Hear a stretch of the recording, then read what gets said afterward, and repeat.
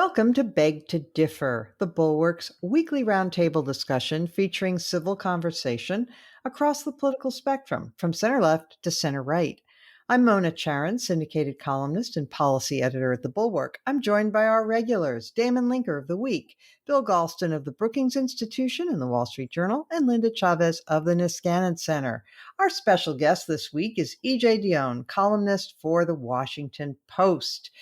And we have so much to discuss. Last night, President Biden gave his first speech to a joint session. They don't call it the State of the Union in the first year of a presidency, but it was indistinguishable in most respects from a State of the Union, of course, with the accommodations made for COVID. So I'm going to start with you, EJ. I'm assuming you liked what you heard. This was unapologetic all the way down the line, liberalism with a capital L.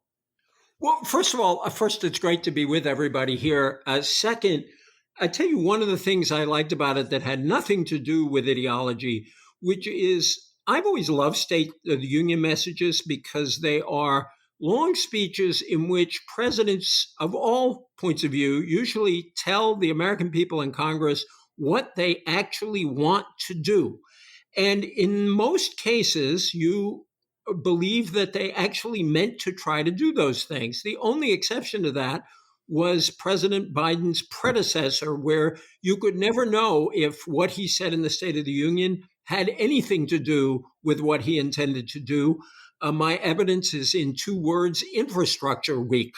And so it was really great to hear somebody lay out a whole program very clearly. This is what I want. This is what I hope to achieve. And so that was cool. And it was long. It wasn't long in the sense of overly long that went over time, but the list was long. And that's good too. As some of my favorite states of the union, I like that old Bill Clinton one that seemed to go on for an eternity, where he talked about all the stuff he wanted to do. So that was good.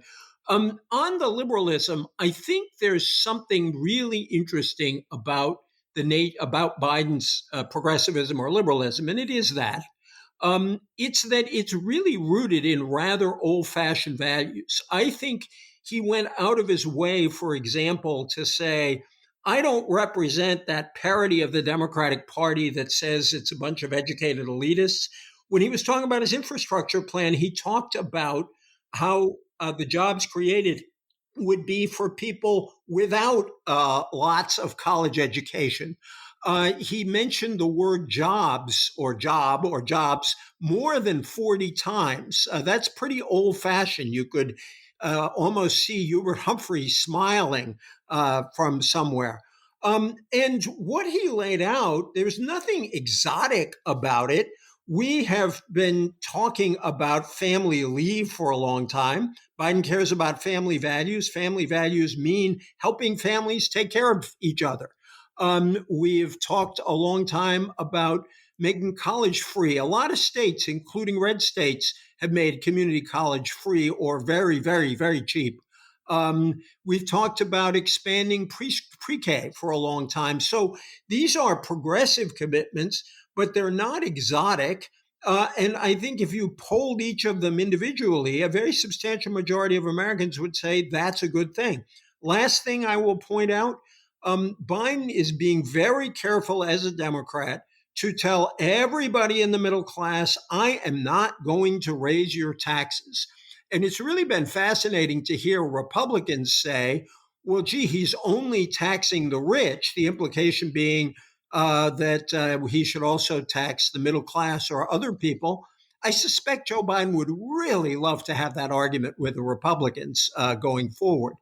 So yes, it was bold, it was populist, and it was hopeful. And I love what he said about democracy at the end. Okay. Bill, picking up on one of EJ's points, it was shrewd, wasn't it, to point out, to emphasize on Biden's part. Here's what he said: 90% of these jobs don't require a college degree. 75% don't require an associate's degree. He called it a blue collar blueprint to build America. He's trying to steal the Republicans' populist lunch, right? Yes, he is. And to resort to the oldest of journalistic cliches, time will tell whether he's right. Uh, there are uh, there are two problems, it seems to me, with what John Harris in Politico today labeled his ideologically audacious attempt to split up the Republican coalition and try to re-cement a substantial portion of blue-collar America to the Democratic Party. Uh, Problem number one, and we saw this a couple of weeks ago when he unveiled the jobs plan in Pittsburgh. Uh, a lot of union people, including union leaders, are not confident that the green agenda is going to be compatible with either job security or good wages in the long run. And they see that as a risky formula relative to the fossil fuel economy and the jobs that it produces. Secondly, it is, I think, an unsettled question whether an appeal to the pocketbook of blue collar workers really goes to the heart of what has moved them from the Democratic column to the Republican column over the past half century. It was not economic issues that moved them in 1968 and 1972. It was cultural issues and the Vietnam War and patriotism. Nor, I think, was it economic issues that moved them to so strongly support Donald Trump in 2016 and again in 2020, where Biden made very modest progress with them. Uh, so, uh, so I think there is a lot of merit to the specific programs being advocated. Whether they will have the intended political result for the Democratic Party and the administration is, I think, a more difficult question at this point. And Damon, in addition, the kinds of majorities that FDR enjoyed or that LBJ enjoyed, two presidents with whom Biden is being compared, are just dramatic. There was a 23 seat Democratic advantage in the Senate during Roosevelt's first term. There were and the 36 seat advantage during Johnson's. So there's no comparison. Right now, it's a razor thin margin. It's tied, except for the vice president's vote.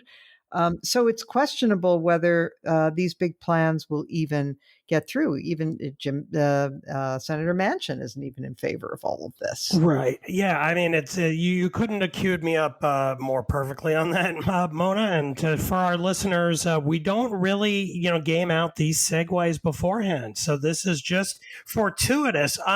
Yes, I have here on my browser, I have these margins up here, but you summarize them well enough. I mean, the two people who Biden is being compared to, I think rightly on one dimension, is LBJ and the Great Society, and before him, of course, FDR and the New Deal. And that an argument that I've made in over the past month is that Biden does appear to be putting a kind of nail in the coffin of the Reagan era. And by saying that, I am conceding that I believe that basically since Reagan won in 1980, the parameters of the kind of bounds of acceptable debate, discussion, policy possibility has been set by kind of the Reagan Revolution, where once marginal tax rates went up to 70%, now we kind of fight over between like 33% and 39%,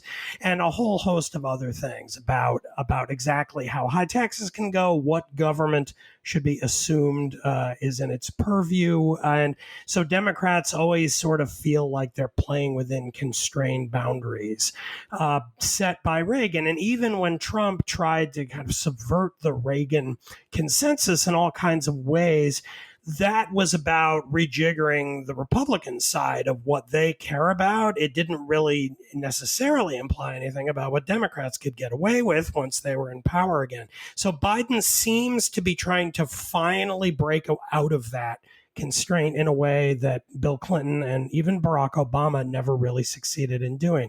And the question of whether he can do it, can he be the next FDR or LBJ? I have no principled objection to this. I like a lot of these suggestions. I worry more than most Democrats these days about where the heck the money is coming from to pay for it.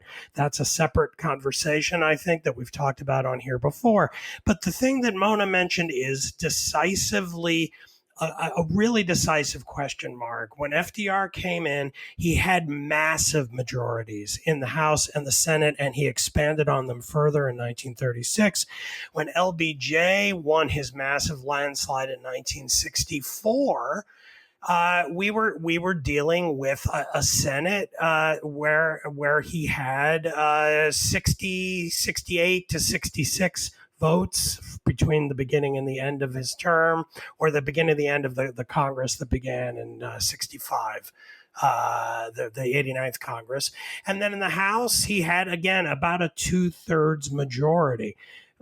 Biden has nothing remotely like that. So the question is, first of all, can he get any of this passed, or even a large chunk of it? And then secondly, what is the political consequence if he can ram it through?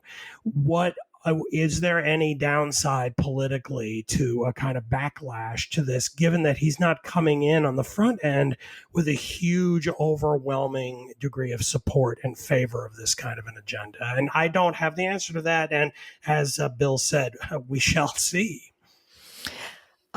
Linda, there are some of these proposals that I would support, that seem very necessary. I'm for removing the lead, for example, from pipes because it damages children's brains, and I think that we do need to increase R&D and basic investment in basic science, which is something that only the government really can do. The private sector doesn't have the incentive as much to do that kind of work.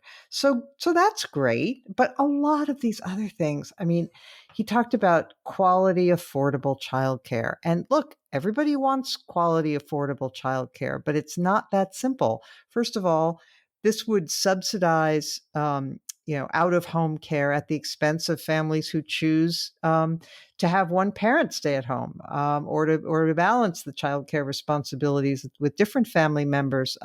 I think it's far better to give money to parents, which of course he's also doing, but rather than to sort of force that choice. In fact, there are studies that show that most families that with low incomes prefer that one parent be at home with the children rather than being subsidized, rather than having their childcare subsidized. So there's that, and then there is the problem of paying for all of this. The Committee for a Responsible Federal Budget said that even if we did pass all of these taxes, it does not cover all of the spending that Biden is proposing, which is just kind of, I mean, as you run out of superlatives to describe the spending. I mean, $6 trillion.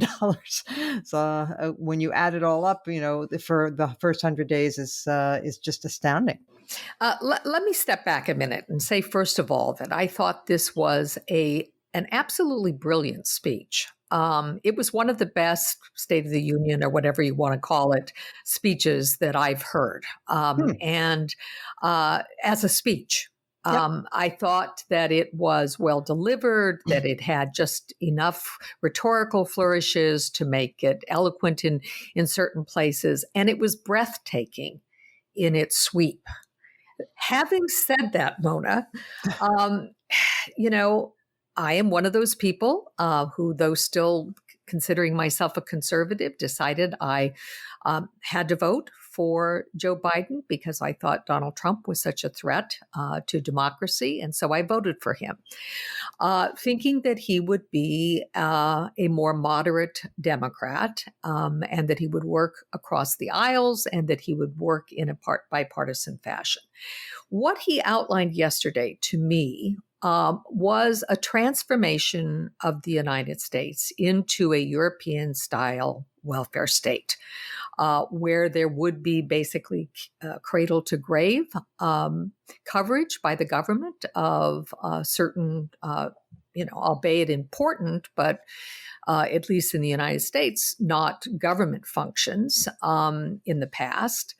And while I agree with you that there are some things that he described which only government can do and that government has a moral responsibility to do, like removing lead from the pipes, even providing infrastructure in the form of broadband, I think is something that government has a role to play. But this went far, far beyond that. And it really did, I think it was Brett Stevens we had a couple of weeks ago in which I said this was not quite socialism. He said, no, it's not socialism. It's worse. It's French. It's France. It's France. And that is, that's what I heard yesterday. Now, I give him an A+ in terms of the speech, in terms of the vision, et cetera. But when you get down into explaining what this would do, and you're absolutely right, being able to pay for this. I mean, the idea that there is going to be enough revenue that can be collected. It's one thing to write a law and say you have to pay X percent of your taxes if you make over $400,000 or you're a corporation. It's quite another thing to actually end up collecting that. And as I've said before on this program, one of the reasons, rich people are rich is that they are very smart in hiring people to get them out of paying taxes. And so I've yet to see somebody who can write a tax bill perfectly enough that it will not end up resulting in unintended consequences. I think I've mentioned before that corporations back in the day, there were laws passed that said that corporations couldn't deduct the pay for CEOs above $1 million. That would no longer be a write-off as an expense to the corporation. And so, corporations came up with various different ways of paying that did not involve cash payments to CEOs. And that's because, they have very clever people figuring all of that out. But I think Bill said something also that's very important. And that is, I think this was an attempt to be the blue collar president, to reach out to the blue collar. But there were a couple of things in the speech that bothered me. One is the reference to systemic racism, which is one of my, things that I really push against, not because I don't believe there's racism. I think we have racists in our society. I think there are individuals, many of them. Let's hold that to the final segment, if you don't mind, because we're going to get into that. Okay, yeah. So I'll talk more about that later. But the point is that, and if you're a transgender youth, I've got your back. Those are the kinds of issues which I think they are underestimating how much this turns off middle class, working class voters. And those cultural issues could be his undoing if he doesn't handle it right. Could I come back in, Mona? EJ, let me go to Damon first because his hand was up, and then I will come to you. Oh, okay. Thank you. Mine was just a 10-second point. I just saw while we were recording that the TV ratings for the State of the Union have been released. And just to put all of this in a bit of context, Trump's first speech to Joint Session of Congress in 2017 was viewed by 48 million people. The following year for the State of the Union in 2018 was 46 million. The one after that was 46.8 million. The last one he did a year ago was 37 million. Biden was watched by 11.6 million. So just to give you a sense of, that whether that's good or bad, I don't know. He's boring, Joe Biden, but that's right. I didn't think it was boring. Anything regarding Trump, though, always has a rubbernecking aspect, right? People just want to see if there's going to be a crash. So, exactly. Okay. Hey, folks, editor's note. When we were recording yesterday, we only had preliminary audience data on the Biden speech, and it's since come to light that actually his audience was significantly higher, 26.9 million, according to a couple of different sources. So we want to just correct the record. Okay, back to the show. So let's let's now go to EJ. Yeah, I think your last point is right, Mona, but that's still lower than I would have thought. I would expect it to be lower, but not. That's quite surprising. But I want to above all go back to Bill, but let me just say to Linda, I don't think this is hardcore cradle to grave socialism. And if it is French, if you look at my last name, that's just fine with me, Ms. Ami. But what I think it is a pretty moderate brand of social democracy. I will say that. And I think that Joe Biden is a moderate social democrat at heart. But again, I'd emphasize that what he's talking about are things that most voters actually like. And to Mona's point, I am sure there are families in which there are people who wish one caregiver could stay at home, but there are a lot of families where they just can't afford it. And therefore, having good, affordable childcare is way better than the alternative. But Or you can give them money. Well, I'm sorry? You can just give them the money, the parents. The up to a point, you really to replace the income they would lose to make it affordable for them to stay at home would take quite a lot of money. But we can talk about that and which would be more efficient or better. But I want to go back to Bill because I thought Bill would be a little more bullish because it really felt to me that Joe Biden had read his excellent piece in American Purpose magazine. I trust you have spoken about it on this program. The headline is The Bitter Heartland, and the subhead was A Toxic Class Resentment Has Been Festering for Decades Among Rural and Small Town Americans. And so much of the music of the Biden speech and much of the substance, I thought came straight out of Bill's analysis. And the idea of driving a wedge into the opposition, Joe Biden is not going to win over most working class white voters. They have been voting Republican for quite a while, particularly white Southerners, where the voting is racially polarized. But let me just very briefly tell the story of Wisconsin. Democrats don't have to win back the whole white working class. They just have to chip away at the Republican margins. Exit polls. Barack Obama got 45% of the white non-college Wisconsin vote in 2016, won the state handily. Hillary Clinton got only 34%. She lost. Joe Biden got the vote back up to 41%, not Obama's levels, better than Clinton's levels. And we can quibble about whether the exit polls got it exactly right, but I think it gives us a sense of some of the switching. And with that 41%, Biden carried Wisconsin by a very small margin. If he can bump the Democratic numbers in states like Wisconsin, Michigan, Pennsylvania, maybe someday in Ohio, but just those three, back up to where Obama had it in 2016, the political map looks very different. And so I think what Biden is trying to do is reduce the level of hostility among white working class people in the first instance, but then say, look, the Republicans talk about you, I deliver for you.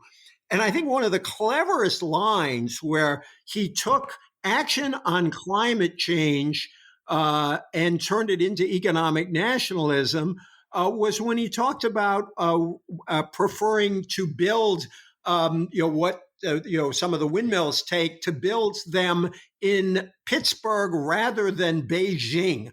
I think Donald Trump must have been saying, "Damn, why didn't I say that?" I mean, it really is combining these elements. Bill is right. There are going to be some issues about pay in these new industries that's going to have to be worked out.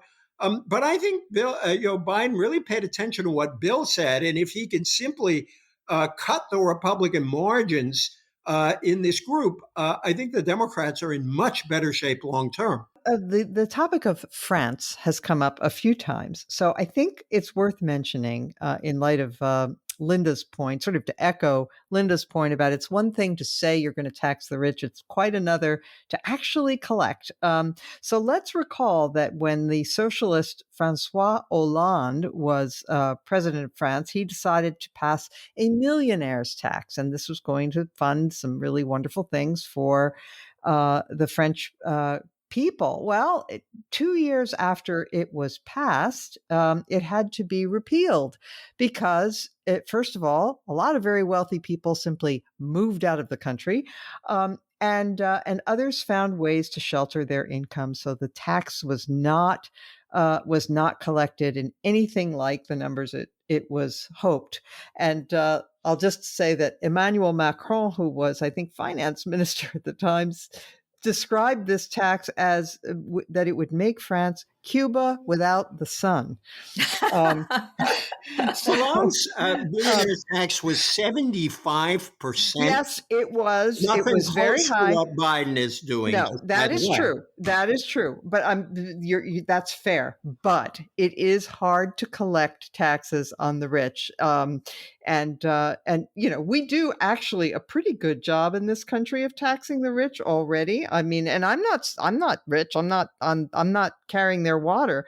But I will just say that when the president says, they need to pay their fair share, just bear in mind that as it is, the top 1% of taxpayers pay almost 40% of income taxes in this country, and the top 5% pay a total of 59.2% of all income taxes. So, our system is already steeply progressive. Now, maybe it should be more so, but let's not pretend that they aren't already paying a disproportionate share of the taxes. Again, maybe that's good, but it is what it is. Okay, Bill, you wanted to make one last point. I'm not sure we're going to have too much time for foreign policy, so we're going to have to cut that short. But go ahead, Bill. Okay, just very quickly. First of all, you're now getting a flavor of why I missed the 8th floor of 1775 Massachusetts Avenue so much, because we used to be able to do this much more frequently and easily. Second, the whole question of tax collection is, which I've been writing a lot about lately, is a lot more complicated than you're making out. We have done a poorer and poorer job over the past decade of collecting the taxes that are legally owed, especially from rich people and corporations, and I can prove that. No, I believe it. And we should do better. But it doesn't fill the gap that Biden is creating with his $6 trillion. There's a big debate, and I refer you to some excellent articles written by the former IRS Commissioner Charles Rosati over the past year as to A, what the extent of the tax gap really is, and B, what a modest investment, which Joe Biden, to his credit, is proposing, could do to improve tax collection among wealthy individuals and large corporations. That's a big topic for another time. No, it is, and it's a good point. So thank you for that. Look, we ran long on the first segment, which is understandable. There's a lot to discuss, and we really barely scratched the surface. But let's turn to what's evaluating Biden's foreign policy in the first 100 days.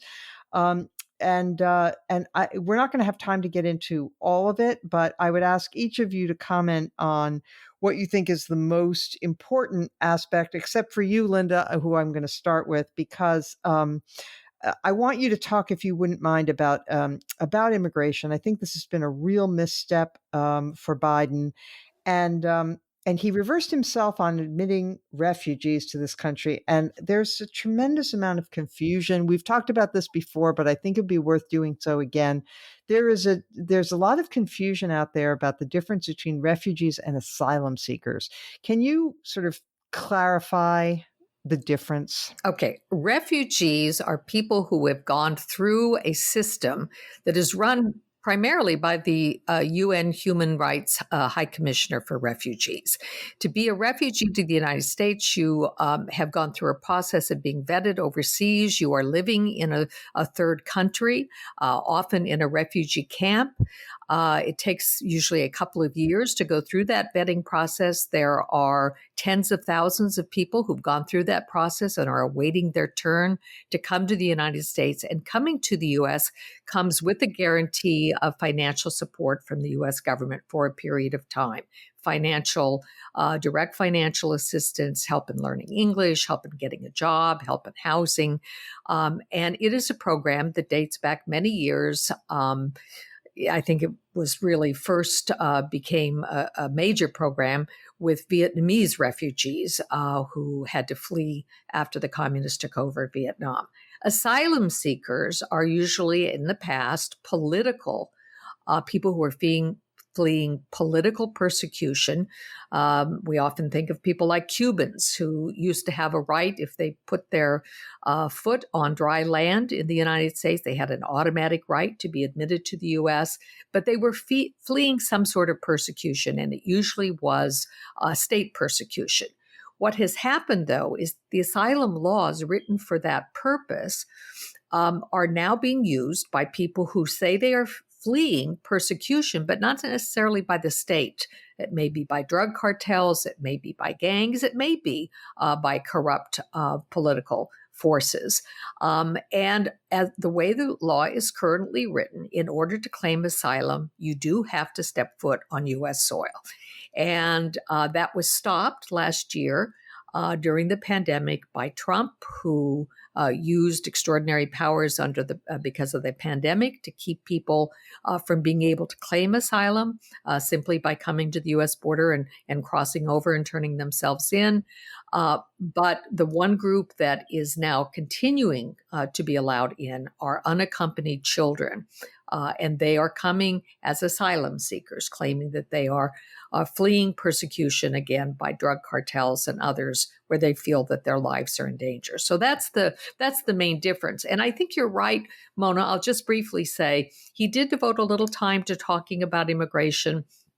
But unfortunately, the public opinion polls now say 2-1 that they disapprove of the way the president has handled immigration. And I think they were caught flat-footed by the surge in unaccompanied minors. I know that I, talked about this very, very early on after he was elected, that you were going to see a surge in unaccompanied children because they were the one group that it would be very hard to turn away, even though Trump didn't find it that hard to do.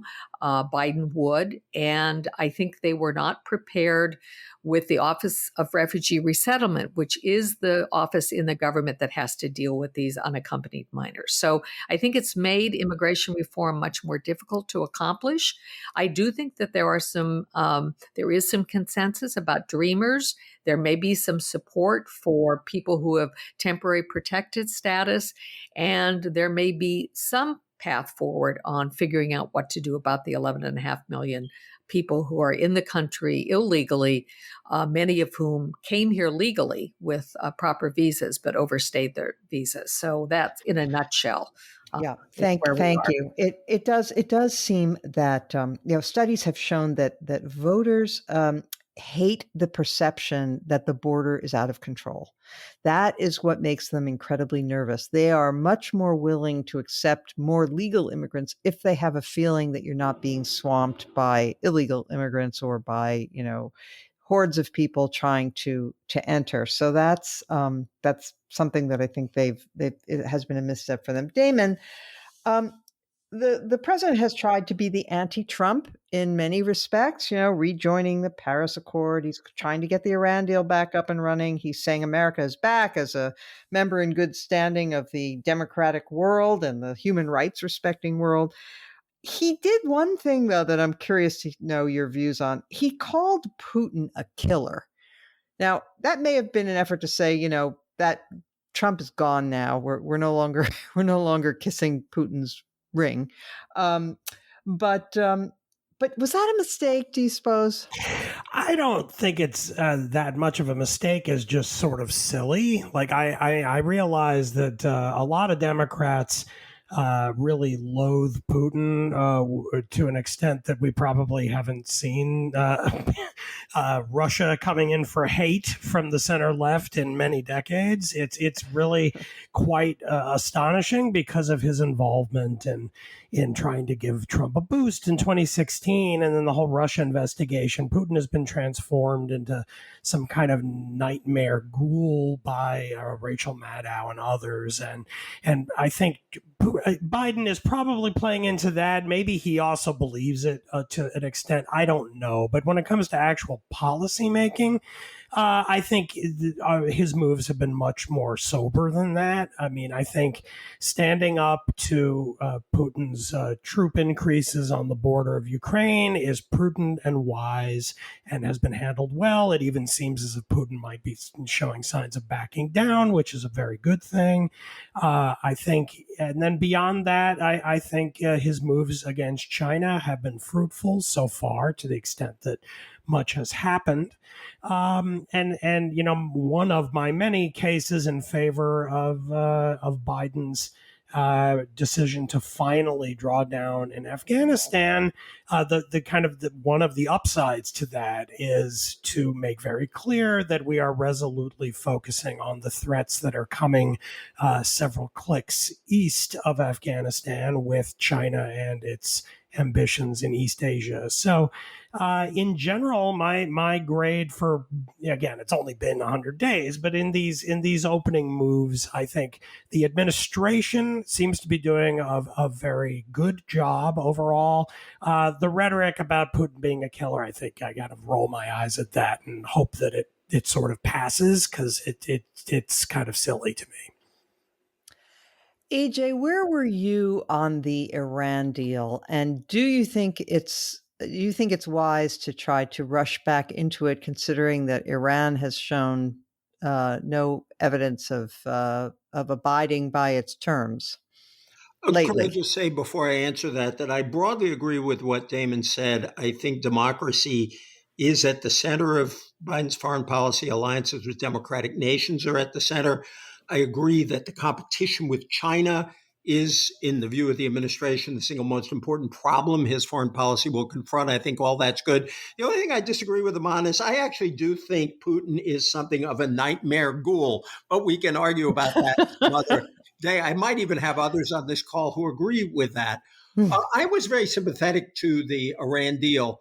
And I thought it was a way to put Iran into a bit of a box for a long period, a fairly long period, and that was good.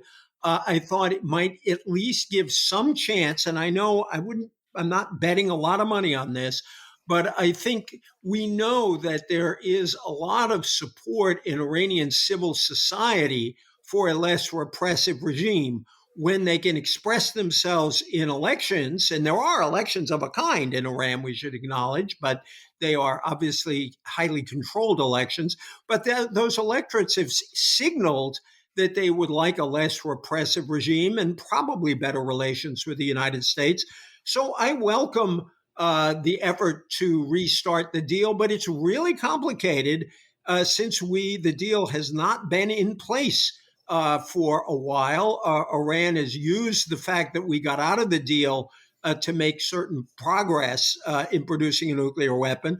So I won't pretend to say it'll be easy, but I think the broad idea behind the Iran deal was correct, and therefore I am inclined to think, I'm more than inclined to think, I do think that the effort to see if it can be restarted is a good idea. Um, yes, they have elections of a kind in Iran. That unfortunately, those elections don't determine who's in charge of the place. Right, but they So, signal where the country is to some degree. I agree with well, you would like on to be, your but critique. maybe, yeah, would like to be, but isn't. If the people were in charge, it would be a non-threat, arguably, because they actually, according to what we have heard, the Iranian people are actually far less anti-American than their government. But anyway, Bill, you wanted in. I won't even have to pose a question to you. You already know what you're going to say. I do. Okay. Let me just focus on China quickly, so because I know you have an agenda to manage. I think that our dealing with China is the single issue that will do most to define our foreign policy, and not only that, the state of the world for decades to come. And so let's look at Biden's policies so far. Think of it as 4 Ds: domestic investment to counter the Chinese technological threat. He's on that case. Diplomacy, moving forward. A focus on democracy, again, as EJ said, front and center. But there's a 4th D, and it's hard power, aka defense. And it's not clear to me that the Biden administration has even begun to think about how the defense budget would have to be reconfigured in order to put the competition with China dead center. Do we have the Navy that we need? Do we have the technology that we need? Do we have the strategy that we need? My answers to those 3 questions would be no, no, and no right now. And I hope very much that the Biden administration will focus more on the 4th D as it thinks about next year. Bill, you're proving once again that there's no such thing as an ex-Marine. Okay, let us turn now to a topic that is very much on the minds of people left of center. A study was published by 2 scholars at Yale University describing how Democrats ought to frame their policy proposals, whether they should frame them as racial recompense or in a racialized term, or class-based appeals, or combination, or neutrally. And they concluded that framing things as racial recompense doesn't really gain you much with Democrats or with African Americans, but does create a backlash among Republicans and independents. So I'm going to start with you this time, Bill. Have you followed this this back and forth? Because there are very strong feelings on the left about this. I have not followed this particular back and forth. Let me just say, for the record, I'm not surprised. And when you're, when you're talking, when you're talking about recompense for past wrongs, there are 2 different dimensions, at least, to pay attention to. One of which is the moral dimension, and the other of which is the political dimension. And it may very well be the case that there are policies, many policies, that are morally justified but politically treacherous. This may be one of them. Linda, your hand is up. Well, as you might imagine, I was not surprised at all by the study. And of course, it was written about in an op-ed by our friend at the New York Times, Thomas Edsall. But the study itself, when you look at it, it was done, first of all, one of the people who was involved in it, I believe was, last name was Lopez, so presumably Hispanic. I don't know if the other person involved was. The one I was referring to was Micah English and Josh Kalla of Yale. Oh, okay. Sorry. So there's more than one study out there, but that was the one I was referring to. Yeah. Okay. So sorry, I was misreading that. You're absolutely right. Look, we've known this forever. Americans do not like to be forced to think in racial terms. And I think that's a good thing. I mean, obviously, some people do think in those terms. Those who are in the identity politics movement certainly think in those terms. So do racists. Racist whites specifically think in racial terms. But the idea of America and the idea that we should be one nation, one people, and that regardless of what we look like, where our ancestors came from, we're still Americans, has been an ideal that I think has been very important to the American experiment. And to the degree to which today's social justice movement tries to take every narrative and fit it into a racial paradigm, I think is poisonous. I think it actually leads to worse racial relations, not better racial relations. And the fact that white liberals, and particularly, those who go to elite colleges and universities, seem to be happy to think of themselves as oppressors. Well, if your parents are very rich, and maybe you think that they have gained their wealth by ill-gotten goods and by oppressing other people. But if you're a working class person and you're sort of just barely struggling to get by, the notion that you are somehow the beneficiary of white privilege strikes you as crazy and is wrong and as deeply offensive. So I found the study actually a welcome, and it wasn't surprising. And I think it says exactly the path that we should take, and that when you have to infuse race into every single subject and talk about things like systemic racism, as I said earlier, you're actually harming your goals, not helping them. Damon, when I talk about these issues with African American friends, I notice that one of the things that constantly comes up, or not constantly, but often enough, is this sort of like gnawing resentment on their part that they don't feel that white Americans give enough acknowledgement to the fact that this country has been racist ab initio, and that there are all kinds of barriers to Blacks, and that and it's sort of I'm trying to figure out a way, like, how do you convey in politics that yes, that's all true, and yet it's not a good idea to constantly refer to it because it doesn't improve things and it gets people's backs up? I don't know. What's your reaction? Well, I mean,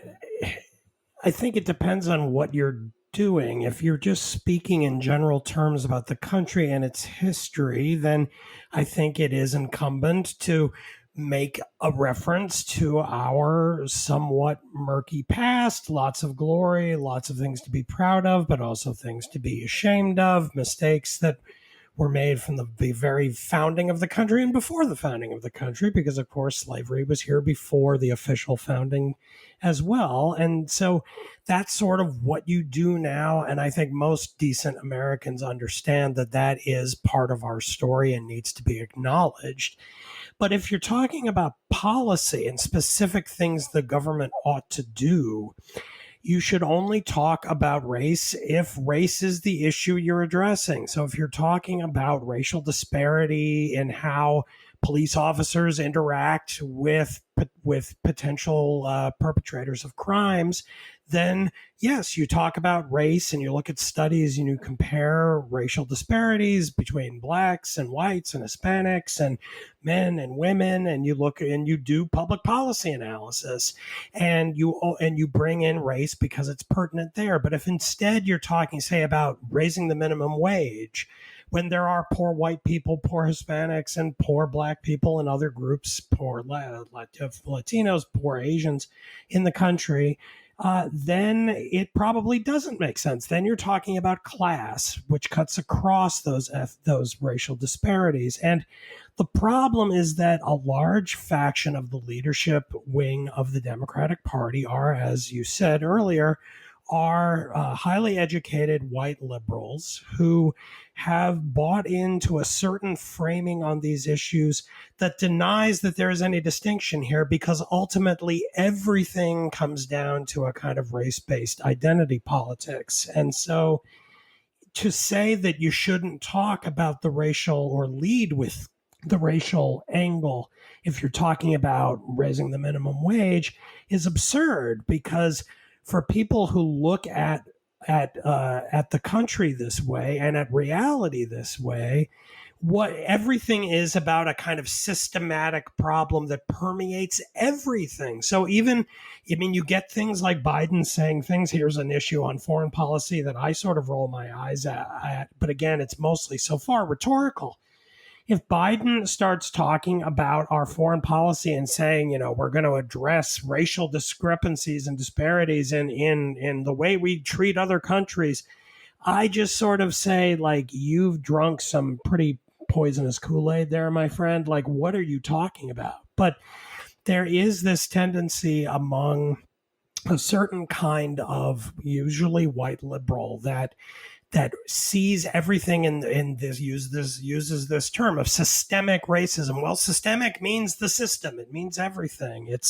It's traditions, habits, norms, laws. It's the air we breathe. It permeates everything, like the atmosphere. And if that's true, then race touches everything, and we need to talk about race all the time. That's where I think we run into big problems that do, I think, hold down the potential appeal of the Democratic message. And so I very much, I was not surprised by and liked very much the findings of that study, because I would love Democrats to take it to heart, though I'm skeptical they will anytime soon. EJ, somebody else who has been trying to sound this warning is James Carville, who knows a thing or two about winning elections, and who has said that he's really worried about the woke influence of Democratic leadership, and he kind of sneers at it. He says there's too much of the English faculty at Amherst mood to be found among Democrats. What's your reaction? It's very Jamesian. And I guess on all of these questions, I go back to the president he helped elect, Bill Clinton, and say it all depends on what the meaning of is. I think so much of this depends on how you do it and what you're actually saying. For example, racial oppression does go back to 1619. Some of the founders were slaveholders, including Thomas Jefferson. We have to come to terms with how deep racism goes in our history.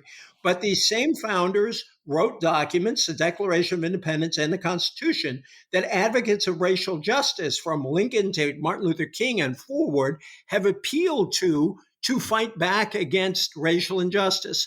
These things are all true at the same time, and we need a capacious enough conversation that we can acknowledge all of them. My views, secondly, on this have been influenced by the writer Nancy Fraser, who talks about social justice. And social justice to me is a really old-fashioned term. I'm a Catholic. It's sort of deep in Catholic social thought. You got to care about redistribution and recognition, meaning there are inequalities of class, but there are also inequalities related to race and gender and other factors. And you got to try to remedy both. Where you can, I think class inequalities overlap with racial inequalities. And there are a lot of ways in which progressives and Democrats can talk about class inequality in a way that really is also about lifting up Black Americans and Latinos.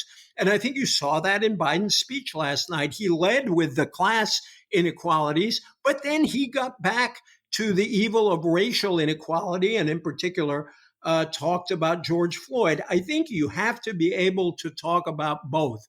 And anything where I'll always be inclined to agree with James is anything that sounds too much like it comes out of an English department faculty meeting probably won't work very well in American electoral politics. I think that goes a long way. But I think the desire to name racism and to acknowledge it, and to acknowledge that it has a deep role is very important because we really are trying to enter, if you will, the third Reconstruction. We had the first one and it got rolled back. We had the second one and Trump led a backlash against it. I think we're trying to do it in a fundamental way and do it right this time. And it's going to have to be based on a multiracial coalition if it's going to work. So yeah, those are all good points. I would just stress what Damon said. I mean, of course, we all recognize our history of racism and the persistence of racism, but it is also important to limit that. Well, not limit it, but to acknowledge that it isn't everything. There are other divisions in society. There are other things going on, and there is this mindset among some in the faculty lounges and other places that reduces everything to race, and it's kind of it's a narrow view that doesn't, I think, capture reality. So anyway. By the way, I don't want anyone to think I'm bigoted against English departments, since my wife and our son both majored in English and they profited from it. So. Right. No, we have nothing against the English language or English departments in theory. Maybe Amherst, though. All right. Theory is the problem, though. Let us now turn to our final segment where we highlight or lowlight something from the past week. Bill Galston, start with you. Well, consistent with what I said about in response to your foreign policy question, Mona, I'd like to highlight an article recently published in Foreign Affairs by a woman who should have been our Secretary of Defense, namely Michelle Flournoy, who spells out in considerable detail the things that we need to be thinking hard about if we want to be in a position to deal with China without a resort to war. We need much more effective deterrence than we have, she argues, and we need to be aware of the fact that Chinese technological advances have largely mooted the kinds of military strength that we historically have put into the Pacific. So it's a short article, but a really big topic in Foreign Affairs. Foreign Affairs. Very good. Okay, EJ. So I want to shout out Ezra Klein for a piece that he just put up that is in favor of passing things on a partisan basis because you can't get much done on a bipartisan basis. And that Ezra argues that we are better off to let each party do what it wants to do in power and let the voters decide. A world of partisan governance, I'm quoting him, is a world in which Republicans and Democrats both get to pass their best ideas into law, and the public judges them on the results. That is far better than what we have now, where neither party can routinely pass its best ideas into law, and the public is left frustrated that so much political tumult changes so little. I think we need to take that to heart at this moment. Okay. Linda. Well, I'm going to go back to the last topic with my recommendation. It's very much of a different point of view than the woke individuals. It's by Jason Riley at the Wall Street Journal, who I should, in full disclosure, note is a member of the board of my Center for Equal Opportunity.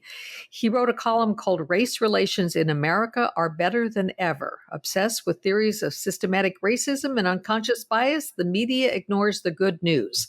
And he refers in this piece to a study that was done by the Manhattan Institute, a report called The Social Construction of Racism in the U.S. by Eric Kaufman. I commend it to take a look at it for a different point of view from the usual sort of discussions we hear on race these days about systemic racism. And I found it informative. I thought the study itself was well done. While I don't always agree with everything that the Manhattan Institute does in these areas, I thought this was well worth taking a look at. And that study is available also at the Manhattan Institute site. Okay, thank you. Damon. Okay, so a few months ago on this podcast, I did something a little unusual. I plugged a review of a forthcoming biography of the novelist Philip Roth. Now, this was a mixed to critical review of this 900-page mammoth authorized biography coming by the author Blake Bailey. I was very excited about it. It was a very critical review, but it was very smart and creative, and I liked it a lot. So I shared it with our listeners. If you haven't been following, this book was published about 3 weeks ago, but right around the time it was published, I think within a day or two of that, the author began to be accused by several women of a whole range of things, from grooming them several years ago when they were teenagers so that he could sleep with them when they were 18 or older, to two separate rape accusations. This has now led the book. First is his publisher, Norton, which I should note is the publisher of my second book, The Religious Test. They first ceased the forthcoming second printing of the book, and then a few days ago this week, announced that they were putting the book out of print, effectively disappearing it from the world. Now, I think about 10,000 copies are out and about. I have a copy, and others do too, so it's not like it really will disappear. But in effect, this book will no longer be promoted and it will no longer be printed again. So I found this quite amazing, and I've been irritated by it because Bailey sounds like a real creep, but I don't think the book should be erased from existence. I think this is a terrible latest sign of cancel culture when a book, which I think should be judged on its own merits, including reviewed very negatively for signs of these pathologies in Blake Bailey's writing, and perhaps also in his connections with Roth that led him to be dubbed the authorized biographer. But I will say that Katha Pollitt of The Nation, I don't think I usually plug things in The Nation, which is several clicks to my left. But Katha Pollitt in The Nation has an excellent column that makes numerous moral judgments about the various complications of this issue and comes down exactly right on all of them. So her piece is titled Blake Bailey's Life as a Man, which is a great title, by Katha Pollitt. I highly recommend it if you want to get up to speed on all of this hullabaloo and again, be guided through it by someone who shows she has a very good ability at moral discernment. Excellent. All right.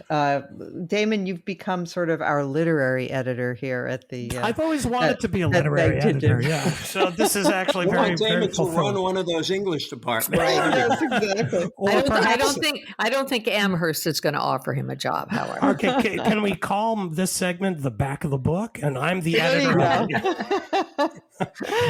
All right. I would like to draw attention to a piece that appeared in Politico, in the magazine part of Politico, by L. Gordon Krovitz, who's the former publisher of the Wall Street Journal and now founder of something called NewsGuard. What's NewsGuard? Well, it is now being dubbed middleware. So the title of the piece for Politico was What I Learned on My Quest to Fix America's Social Media Problem, middleware could be the solution to our tech woes, and it goes on.